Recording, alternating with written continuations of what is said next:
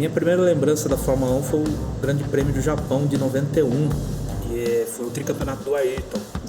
Então naquela corrida, ele estava disputando o campeonato com o Mansell, que a Williams já vinha descontando na segunda metade da temporada a diferença que ela tinha para a McLaren. E a Williams já contava com boa parte das atualizações que viriam a ser o carro de 92, aquele carro que ganha quase todas as corridas ali, e o Mansell é campeão em 92. Mas nessa corrida em 91, eles estavam disputando o campeonato, dá uma diferença acho que em torno de 10 pontos mais ou menos, mas era bem pequena em comparação com corridas passadas. E aí o Berger larga em primeiro, o Senna em segundo, o Mansell em terceiro, e o Senna tem que ficar segurando o Mansell e o Berger abrindo uma vantagem. Só que mais ou menos um quarto da corrida, o Mansell, que não é muito conhecido por ter paciência, né? Ele força mais o carro, ele perde a traseira e ele sai na primeira curva, vai para a brita e abandona então a corrida com um quarto de duração. Aí o Senna, não precisando segurar mais o Mansell, vai descontando a diferença pro Berger até passar ele e abrir uma enorme vantagem. Até que na última volta, né, esperou a última volta para fazer com que o Berger descontasse a diferença e passasse ele na última curva. E aí o Galvão fica gritando o "eu já sabia".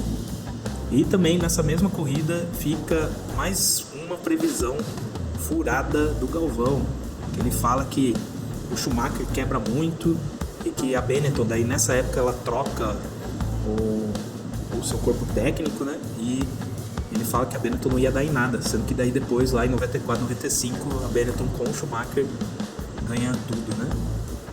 Então é isso, valeu! Oi, gente, estamos de volta com mais um Sala 2 Sport Club. Agora com um cara aqui que é longe de ser um atleta, longe de ser um esportista, mas ele conhece de história e conhece... Já fui muito. E conhece de muita coisa, né, Marco? Já Marcos fui Zanini, muito. meu irmão. Oi. E aí, tudo beleza? Beleza. Ah, isso aí. Estou vestindo a camisa da paz. Beleza. Ó, vamos falar então de história, certo? De uma forma nada aprofundada, assim, mas só pra gente falar a respeito, trocar uma ideia a respeito, né? De como o esporte, ele surgiu pro ser humano. Isso é uma coisa que é legal as pessoas entenderem. Que por muito tempo se falou assim, o homem, colocando o homem, né? O surgimento do homem, o surgimento do homem. Não, agora a gente tem uma ideia de falar do surgimento do ser humano, né? A gente para contemplar os supostos sexos, assim, que a gente tem. Hoje assim... Mas a história chegou pra gente como se fosse a história do homem, né? Nunca chega pra gente como não. Uma mulher criou alguma coisa. A mulher assim, tá mudando as coisas.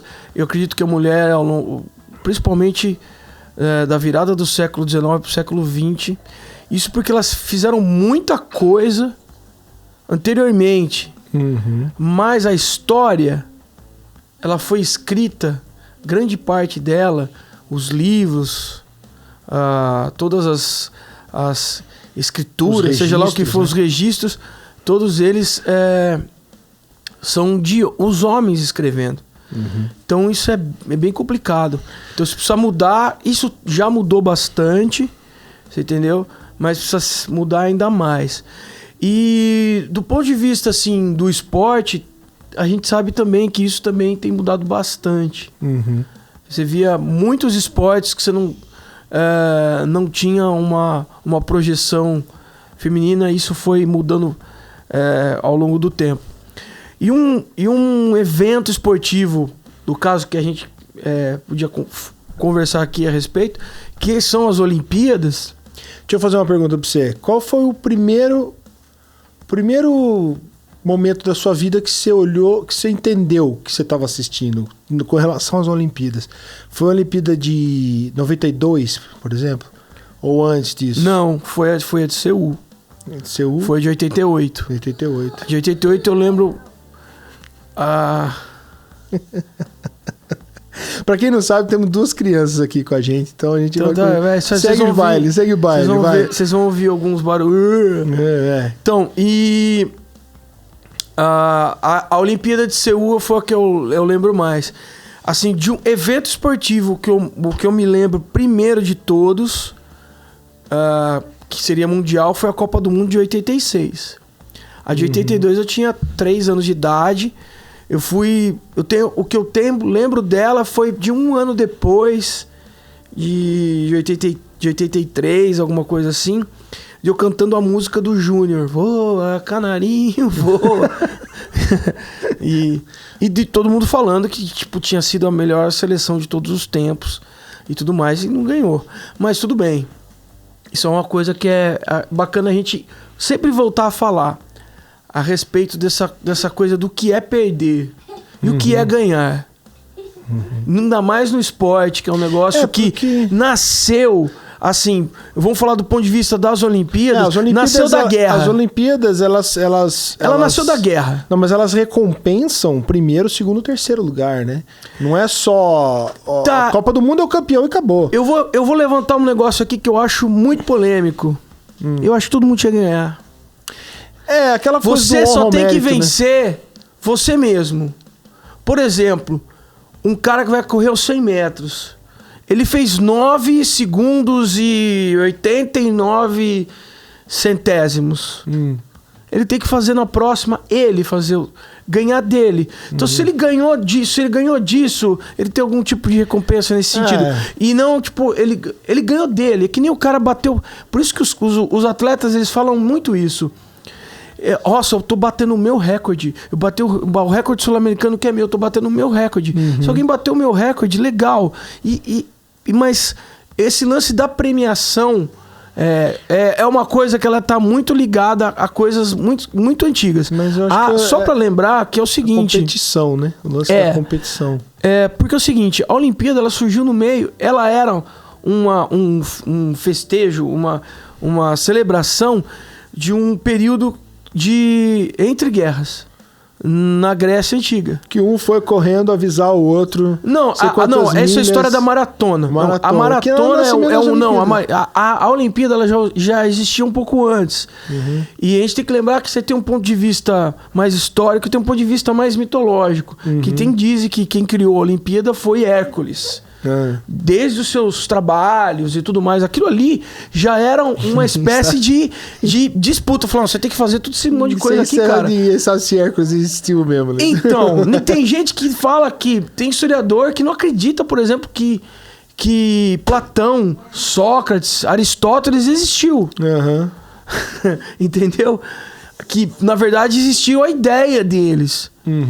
Isso é uma outra polêmica. Então é o seguinte... As Olimpíadas, como a gente conhece, que são as Olimpíadas da Era Moderna, o que é a Era Moderna? A Era Moderna, a gente já está, na verdade, já numa era pós-moderna, né? Por conta da tecnologia e tudo mais. Mas a gente coloca como a era da Era Moderna, da Era pós-moderna, essas Olimpíadas que elas aconteceram do final do século XIX pro começo do século XX. E depois elas foram tomando vários formatos. Por exemplo, não tinha ainda essa premiação do primeiro, segundo, terceiro lugar até um determinado momento. Você entendeu? Não se tocava hino, não se tinha essa entrada. Isso foi acontecendo ao longo do tempo. Isso foi sendo criado. Entendeu? Só que é o seguinte, a gente tem que lembrar, e isso é uma coisa que até hoje... Em vários esportes. Tem gente que fala isso. Até dentro da imprensa esportiva. Porque eles entram em campo para mais uma batalha. Né? Uma guerra. Batalha. Meu. Do Oficina G3. Batalha. Lembra que tem uma música? Tem. Era do Oficina G3 a música? Eu não lembro. Mas tudo bem. Tirando essas... O lance é o seguinte. O que eu acho... que isso tem que perder um pouco, porque isso de certa forma pode ser transferido para fora do campo, para fora do estádio, para fora daquela arena onde está sendo um jogo. Não é uma batalha, é uma competição, mas a gente é isso que a gente tem que mudar um pouco nessa questão de esporte. Eu acho isso. Você não acha que o skate trouxe um pouco desse lance de competição diferenciada para a Olimpíada? Tipo, que o skate... Você não viu a relação deles, né? É claro, porque o skate é uma coisa da rua.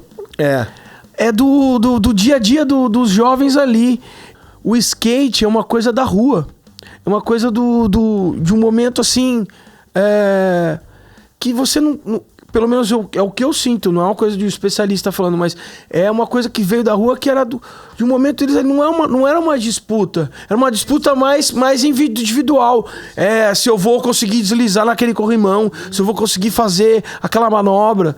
Então, o surf é a mesma coisa. É que a partir do momento em que o ser humano coloca o dinheiro na bagaça, começa a monetizar, disputar monetizar aquilo, vai ganhar não sei quanto.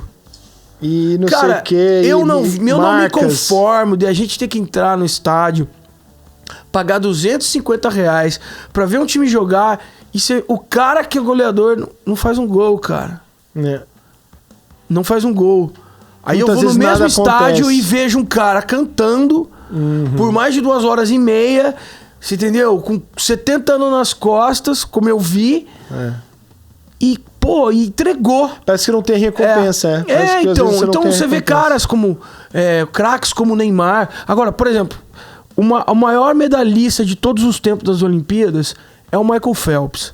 Aquilo, independente do que possam dizer, de como ele conseguiu um negócio que ninguém conseguiu, cara. Depois ele ainda veio pro Brasil aqui, ainda mandou umas medalhas.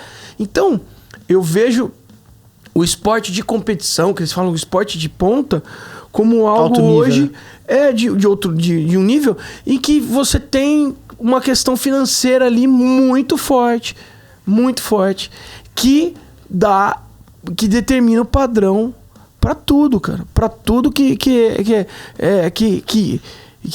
acontece nesse meio. Houve uma grande polêmica quando começaram a usar a tecnologia, principalmente na natação. Aqueles trajes de natação. Isso daí baixou o tempo. E aí, tanto que só que agora os caras estão conseguindo chegar nesse mesmo tempo. E aí o que aconteceu? Eles proibiram, né? Alguns trajes, algumas coisas. Só que assim, eu vejo que o atleta de alto nível, Marco, ele tem um grande problema, que todo ser humano tem, psicológico. E quando envolve muita responsa, o cara tem que entregar, porque ele tá que nem você citou o Neymar, mesma coisa. Tem um país inteiro nas costas dele. Cita um cara que ganhou uma medalha, ganhou 2 medalhas numa Olimpíada, na próxima seguinte ele não ganhou nada. Aí o povo acabou a carreira dele. Que foi o César Cielo. Aconteceu esses dias no último GP, que eu não sei se no GP da França agora, de Fórmula 1. O Charles Leclerc estava liderando da Ferrari. E o Max Verstappen, ele passou pela essa mesma transição de ser um moleque, de ser um cara de 18 anos que entrou na Fórmula 1 e passou e já ganhou o título mundial dele. Só que o Max Verstappen, ele é obscenamente constante agora. Ele não erra. Não sei quantas voltas na corrida anterior, o Leclerc pressionando. Ele não erra. O Sainz pressionando, ele não erra. Sabe quando não erra? E constantemente não erra. É um grau de concentração. 200 e 300, 400 voltas sem fazer um deslize. O Max Verstappen tá assim hoje. E o Leclerc tava sozinho, não tinha pressão nenhuma, enfiou o carro no muro. Entendeu? Então você vê, os dois são pilotos de alto nível, extremamente alto nível. Mas quem ganha é a cabeça. É o cara que tá com a cabeça boa. Isso. Aconteceu isso, o Senna. O Senna, ele foi o próprio vilão dele em Mônaco, naquela curva, na última curva do estrutura. A gente pode citar vários. Isso não é uma questão só do atleta. Isso é uma questão do ser humano. E hoje, o que a gente mais tem é distração. A gente tá num nível de distração muito grande. Seja pro atleta, seja pro artista, seja pro professor, seja pra qualquer ser humano que quer desempenhar a sua função. Então hoje a gente tá tendo que é necessário. Eu tô tentando fazer ao máximo possível um exercício de concentração muito grande, que é difícil. Extremamente difícil. De concentração no que vai falar. Quando uma pessoa chega para conversar com você, como recentemente aconteceu, e eu já conversei com as pessoas, eu falei, eu não devia ter dito isso. Eu devia ter ficado quieto. Eu não devia ter falado aquilo. Por que eu tô pensando isso? Só que é o seguinte, é um treinamento. Porque você não pode ficar noiado com o negócio. Então, é o que tem causado muito também em atletas grandes problemas. Em qualquer profissional, grandes problemas de depressão, porque você cria uma grande ansiedade para tudo que você vai fazer. E eu vi hoje um negócio que eu achei muito legal, que todo mundo fala sobre isso, mas ele falou de uma forma diferente. Mionzeira, Marcos Mion. Eu comecei a seguir, até comecei a seguir o cara. Tem uma história dele com o Bon Jovi que é sensacional. Depois vocês procuram. Mas isso são outros 500. Mas ele é um cara que ele mudou também muito a vida dele nessa questão do esporte, né? De ele praticar, não fisiculturismo, mas praticar muito a questão da academia. É o fisiculturismo amador, né? Então, e ele é um cara que gosta disso, e ele falou, cara, a gente precisa de tempo pra não fazer nada. Ou ócio criativo, às vezes, né? Não é nem criar. É o simples você ficar em casa olhando pro teto, fazer porcaria nenhuma, sem pensar em nada. Porque a gente não tá tendo mais essas lacunas. A gente tinha até um tempo atrás, às vezes. Mas aí emenda. Por exemplo, domingo. Domingo é o dia do que o italiano fala, né? Do dolce far niente, você não fazer porcaria nenhuma. É comer e também. Ou é mande e dorme, como o vovô falava. É comer e dormir. Comer. Cara, imagina você. Quer uma coisa louca? É você ficar olhando para aquele prato de macarrão que você vai comer no domingo e ficar, nossa, que macarrão gostoso. E comer o macarrão. Mano. Eu acho que é assim também. E não pensar como é que esse macarrão foi feito. Nossa, será que tem muita semolina? Será que ele é um macarrão integral? Será que esse molho ele foi feito com tomates holandês? Não, a gente tá querendo pensar toda hora pensar. E eu acredito que um atleta de ponta, se ele vai ter que fazer um salto em distância, se ele vai ter que fazer, ele fica obcecado, ele fica nesse lance. Não esvazia a cabeça. Não, ele fica ali. E ainda mais um ciclo olímpico agora, que é mais curto, que é de 3 anos, porque a gente teve a Olimpíada, que era para ter sido em 2020, foi o ano passado. Eu acho então que eles já estão pilhados. Tem uma geração nova hoje, ou nova que já tem lá seus 20 e poucos anos, mas assim, de atletas, inclusive, que eles cresceram num ambiente digital e extremamente conectado, etc. E eles não querem replicar o que os pais faziam. Então, assim, eles estão inseridos num negócio que eu percebi isso com alguns pilotos de Fórmula 1. Eles restringem muito a atuação deles. Eles não atuam em outras coisas. Muitos deles, que nem o Lewis Hamilton, que nem o Lewis Hamilton, por exemplo, não quis se casar, não quis ter filhos antes de encerrar a carreira de Fórmula 1 dele. E ele tem quanto? 30 e quantos? 37, 35, por aí. Tá tudo bem. Então, mas o que eu digo assim, normalmente, né, a geração anterior à nossa, teve filho cedo, etc. A gente não, já foi mais tarde.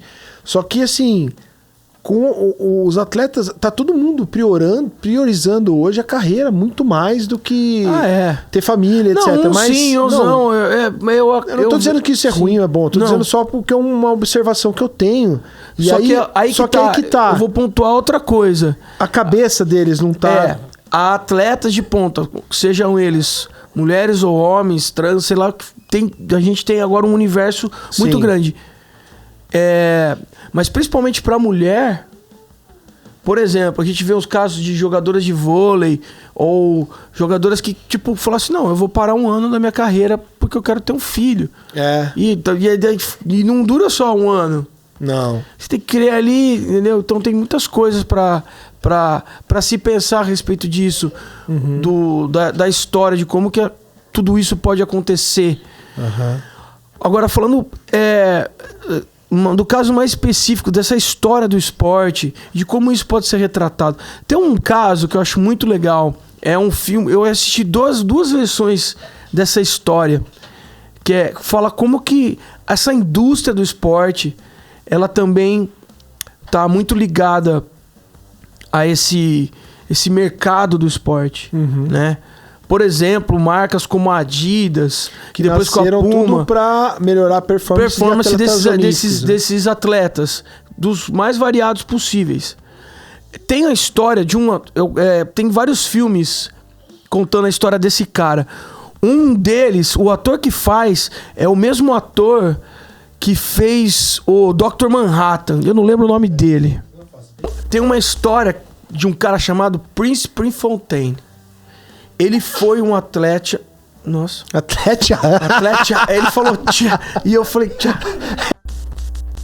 Tem uma história muito bacana que já virou filme. A gente tem vários filmes falando sobre Olimpíadas, sobre jogos. Um dos mais conhecidos é o Carruagens de Fogo, que tem que é a história de dois caras, um católico fervoroso, o outro judeu que não podia competir no domingo porque o domingo era sagrado. Então tinha um monte, tem coisas que são e é legal saber, a gente saber que os Jogos Olímpicos, quando eles nasceram na Grécia Antiga, tinham um caráter religioso muito grande, muito forte, mitológico, tá?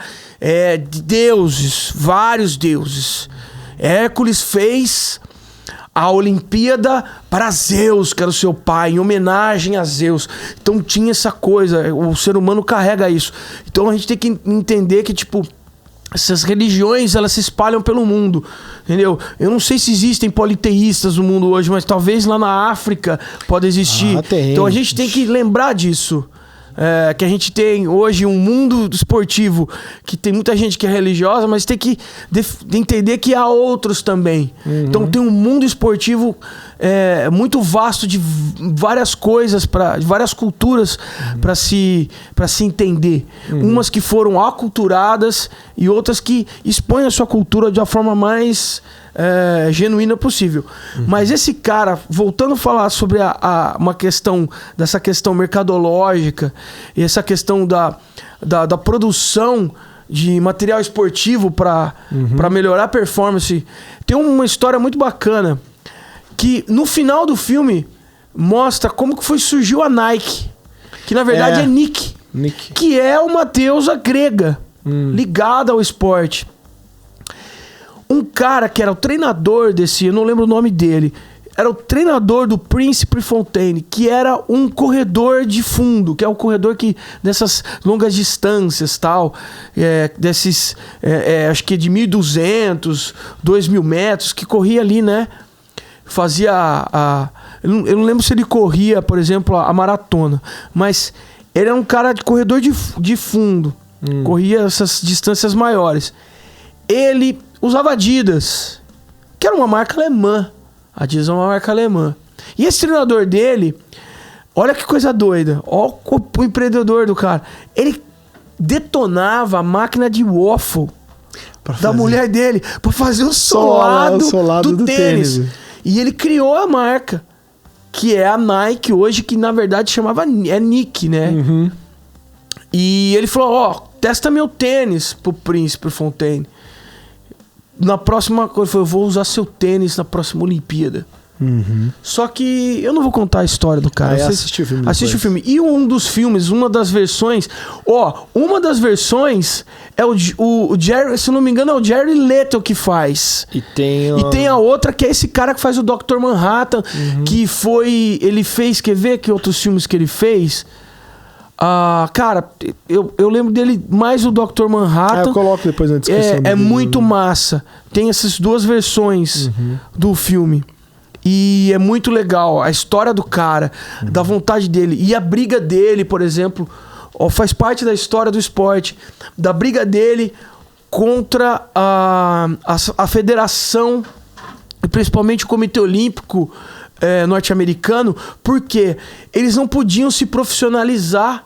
Tanto é que os Estados Unidos não mandou até a Olimpíada de 92 em Barcelona, o seu time da NBA era sempre um catado. Era sempre os amadores, eram times do universitários, que também detonava. Era difícil ganhar dos caras até... Aí quando veio o Dream Team, em 92, cara, com Michael Jordan, com o Magic Johnson, com Larry Bird, Scott Pippen. Então, cara, e aqui fica a dica, hein? Talvez virar um cara especialista em basquete pra conversar contigo aí. Ah, não, vai vir. E esse é bacana pra conversar a respeito disso. Então, esse desenvolvimento também de novas tecnologias mudou muito o esporte. Faz parte da história do esporte. Deixa eu perguntar pra você, Marco. Eu lembro que a gente jogava o Decathlon no Atari. Nossa, no Atari. Quebrar o controle. Então, e hoje tem um universo de esportes e esportes. Sim, né? tem a marca e-sport. E assim, hoje assim, é mais esportes tem tudo, cara. É que o esporte, ele não é só uma associação do esporte que a gente vive. Tem lá o esporte de LoL, que é aquele jogo tipo Warcraft. O League of Legends, você tem tudo mais. O esporte de Fórmula 1, que aí sim é ligado a um esporte. Só que assim, você não tem um campeonato mundial de FIFA, eu acho. Não tinha uma coisa que aconteceu na década de 90, principalmente depois que os games de 64 bits, né, que ficou o Nintendo 64, depois virou o PlayStation. Quando a Sony trouxe essa nova tecnologia do DVD de alta resolução, os caras falaram, vai dar pra ser um filme isso. Foi evoluindo bastante. Evoluiu. Do 1 pro 2. E aí os anos 2000... que veio a febre do PlayStation, que depois veio o Xbox. Tinha ainda um antes que chamava Dreamcast, que era um outro jogo também. A gente jogava o Enduro no Atari. O Enduro, esses são jogos pixelizados e tudo mais. O Enduro era muito difícil, cara. Era um jogo difícil demais.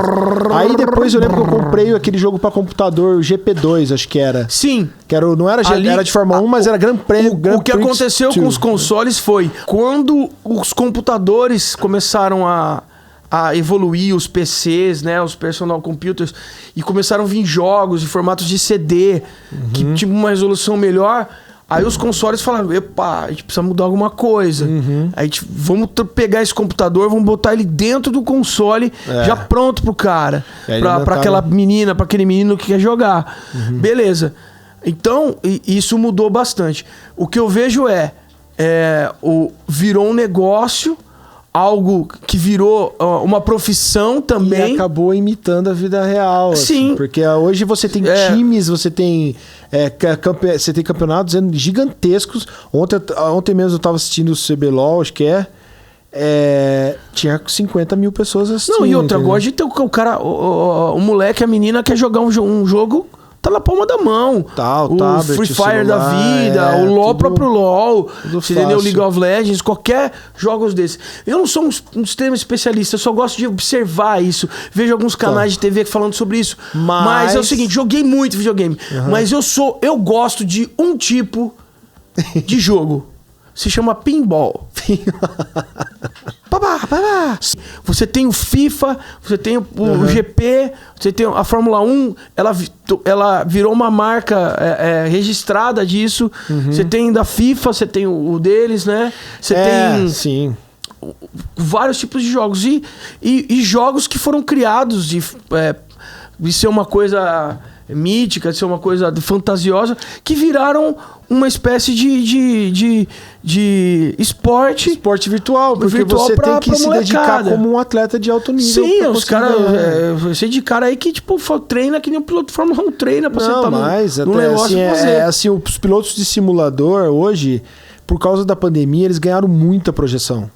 Muita projeção. Eles superaram números de pilotos de Fórmula 1 de verdade. Mas eu não sou o cara que sou ligado nisso. Eu gosto do esporte, da vida real, coisa assim. Mas eu acho muito legal, porque são oportunidades que vão surgindo. E o lance é esse, cara. Joguei muito videogame. Joguei tanto videogame que na época eu fiquei até anêmico, porque eu não comia. E tipo, aí eu tive que comer, tomar muito suco de laranja com beterraba, com feijão pra caramba, pra voltar o ferro no lugar. Bom, beleza. Então, mesmo assim, mesmo você falando que você não é muito ligado no esporte virtual, nós vamos fazer uma volta rápida, porque todo mundo faz. Senhora. Tomara que eu consiga bater o recorde do Matheus. No Matheus, 1,40 é alguma coisa. Dá pra bater, não tá difícil, mano, não. eu sou muito ruim nesse negócio, cara. Gente, valeu, obrigado. Falou. Marco, vamos voltar aqui e falar mais de história de esporte, falar de mais coisas. Mais pra frente, a gente pega outro tema que não seja Olimpíada e segue. Beleza, mano? Tchau. Valeu. Beijo. Valeu, gente. Vê a volta do Marco aí e dá risada comigo. Tchau, tchau. Ferrari, Gorlami. Vamos lá. Concentração agora. Freio. Puxa bem pra esquerda. Passou. Vai. Acelera.